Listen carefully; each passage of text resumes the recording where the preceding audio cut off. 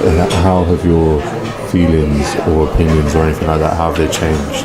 Yeah, they haven't changed at all. I still feel the same. I think we need to stop a load coming in because we don't know who they are coming in. You've got ones that are throwing away their passports, and if they had nothing to hide, why throw a passport away? You know, we can't take in everybody and anybody. We've got our own homeless. They put them up in like accommodation. Why aren't they doing it for our own people? We've got veterans on the streets, sleeping on the street. People struggling to pay their own bills. You know, charity begins at home. We haven't got enough money for a start, you know.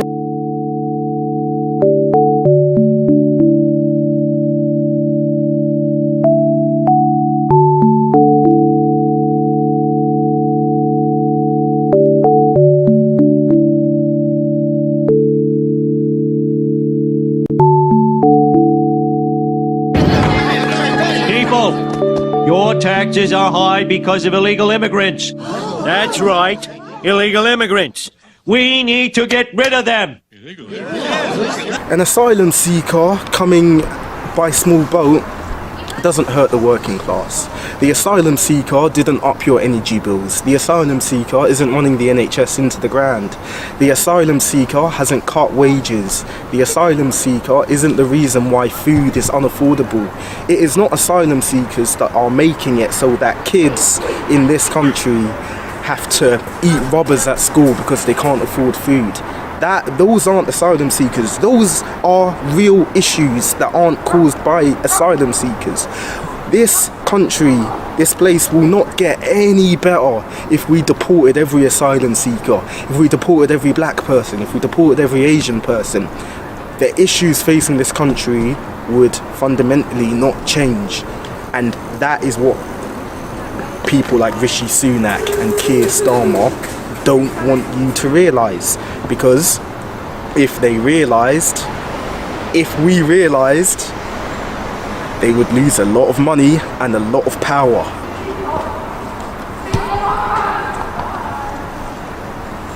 So yeah, is there anything else?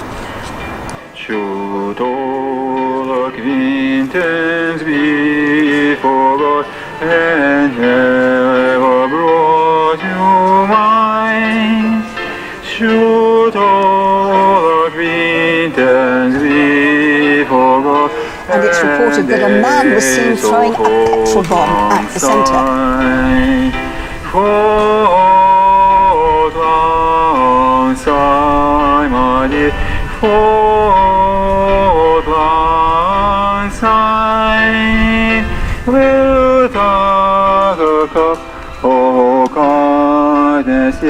For days of old lang syne, we dwarren a bullet brace and pull the guns fine. There's another story, and that is the growth of Europe-wide xenophobia, the growth of the far-right racist forces in Europe, who have increasingly blamed the social stresses, unemployment, poverty, housing issues,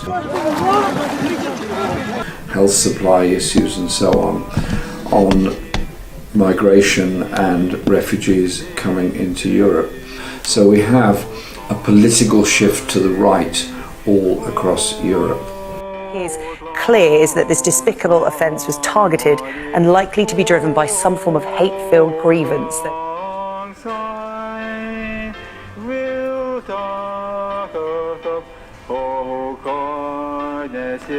For days of old lang syne, and we dwell in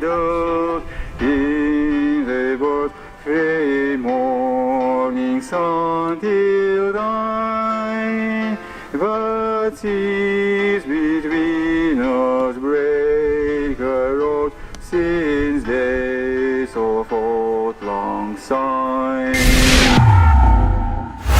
This is Callum Smiles for Rebel News, just outside of Heathrow Airport, where we've come to check out multiple migrant hotels with free healthcare, dental care, 3 square meals a day, clothing, legal aid, entertainment, you name it, they can probably have it.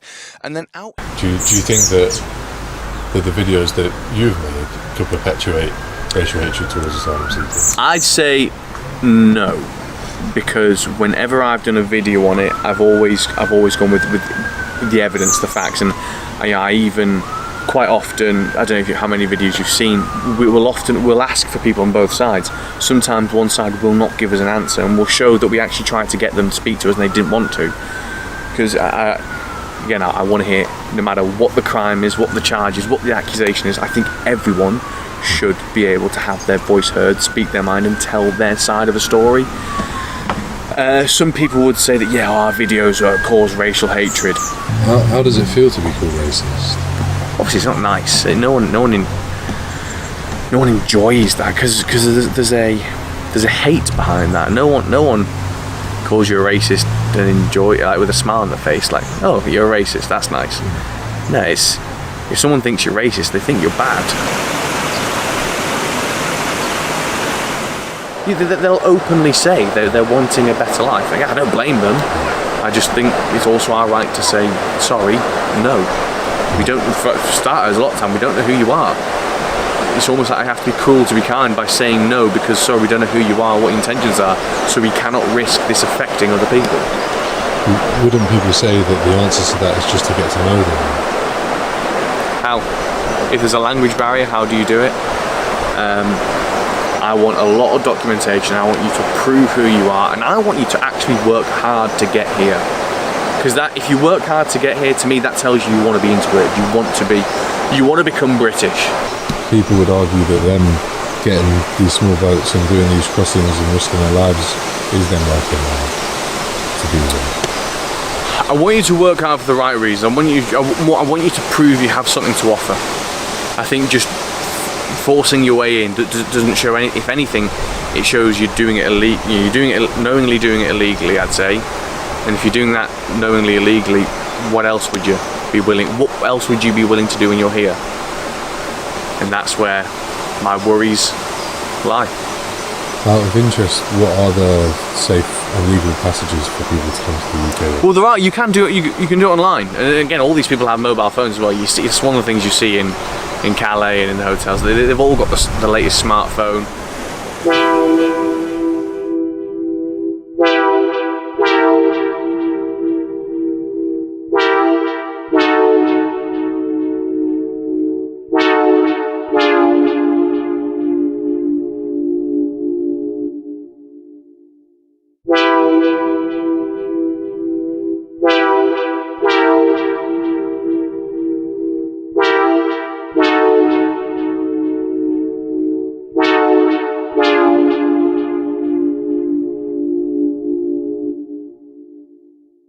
The Western countries spent billions of dollars on prosecuting a war in Afghanistan. After 20 years, they withdrew. I've left behind a society of routine abuse of human rights, terrible treatment of women, unbelievable levels of poverty and fear amongst the population. Is it surprising that some of those people trying to get to Western Europe come from Afghanistan? We have a lot of difficulties here. We have a lot of problems in our country, and we left our country to come in Europe, and we saw a lot of difficulty in the way, and just we're still here for last 1 month. Where did you have to leave from? Afghanistan. Afghanistan? Yeah, our life is in very danger. We leave our family there. I have 3 children, and we don't know what we do. We can't understand. Are you able to speak to your children? Yeah. You can speak to them. Are they with you here? I don't have mobile. I lost my mobile. You lost your mobile? Yeah. Are your children with you here Are they staying with you here or no? No, they're in Afghanistan. They're in Afghanistan, yeah. I studied in Afghanistan, and I have a good job. I work with the U.S. Army. I am IT officer with them. Now our life is in danger, in Afghanistan. We leave our country and come there for set our life. Well, which countries did you have to go through in order to get to France? We come first to Iran, and then Turkey, then Bulgaria, Serbia, and then Greece, and then we come to Germany, and from Germany I came there. I 3-4 months we spent in way. In these 10 countries we spent 3-4 months. Really? Yeah, traveling through? Yeah. How did you get through them? A lot of brother. I don't know. In night we are working. In morning we are working, and no food, no water. Really? Yeah. We cross the sea to go UK. Yeah. It's very dangerous. Very dangerous. And how much does it cost to get the boat? $6,600. 6,000 euro? In 600. 600 euros? Yeah. To get on the boat? Yeah. What about the truck? Is the truck too dangerous? The truck games are finished, and they don't game to in trucks. They say we just have ship games. Really? Small boats. Yeah. And they bring us to UK, and they don't have a truck game. Yeah. How many people go on the boat? We don't know, 50, 60 plus. On one small boat? It's not less than 50. Never less than 50? Yeah.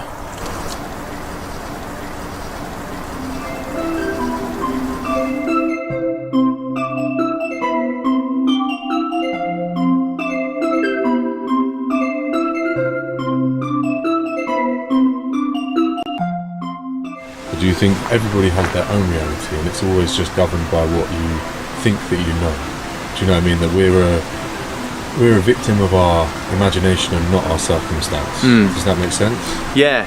Well, I'd even maybe say we're a victim of both. I think sometimes it comes down to a case of, people see someone who's desperately in need, and we don't know how, I think a lot of people don't know how to help them. By all means, if someone offers us skills, bring them in. But they can apply to come in. Coming in on the back of a lorry, I don't think, especially, quite often they don't even get through on the back of a lorry, so they don't even do that well. But so I suppose, going back to my point I just made there, and they tried and tried and tried again, and they succeeded.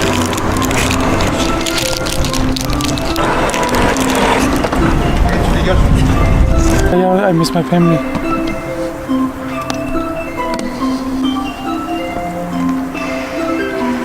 Have a brother in the UK? Yeah.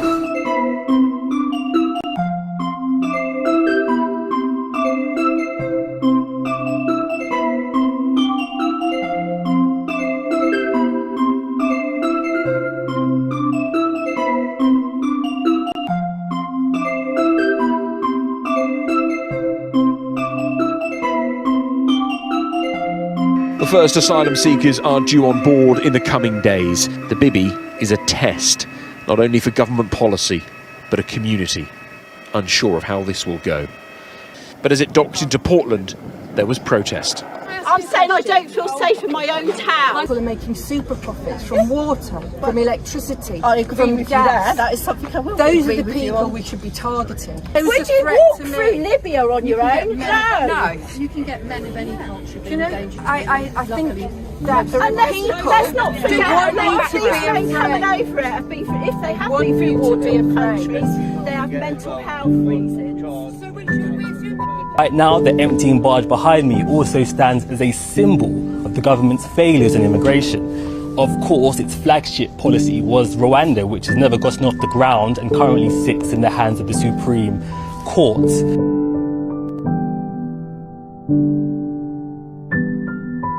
Hey,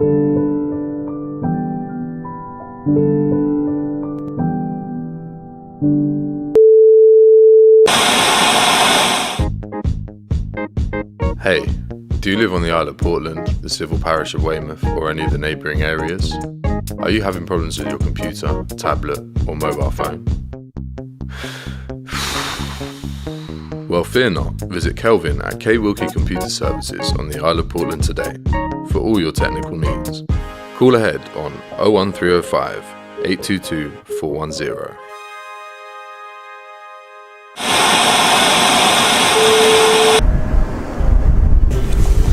Is it just PCs that you repair, or do you have? No, PCs, tablets, anything? Laptops. Wow.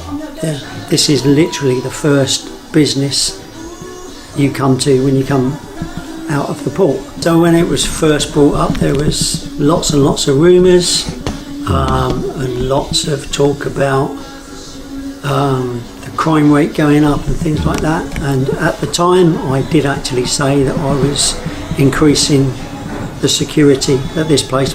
You got to think, there's 500 extra single men coming onto a small island like this. It's bound to cause an effect. I've not seen or heard any issues at all with them being here. I feel there's a bigger threat from protesters that's being shipped in or have been shipped in previously that are not from around here, so they're not worried about the local businesses and that, and that's really I'm more concerned about them than I am the actual immigrants. You know, maybe a small group of locals that are anti-barge, anti-immigration. There's national groups that take advantage of that, and they have been on the island. I've seen them joining in the protests and trying to stir up trouble. There was a death on the barge, and the vigil was basically it was almost a service for the poor guy that I think he took his own life. Again, very peaceful, there was no issues. I think the worst issue was one of the lorry drivers nearly run over one of the community policemen.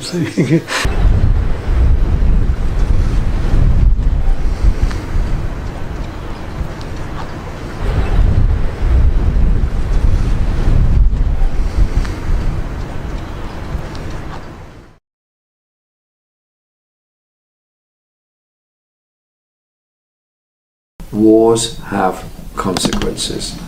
Inequality has consequences. Poverty has consequences. Those politicians that ramp up the rhetoric against refugees, history is not going to be kind to you.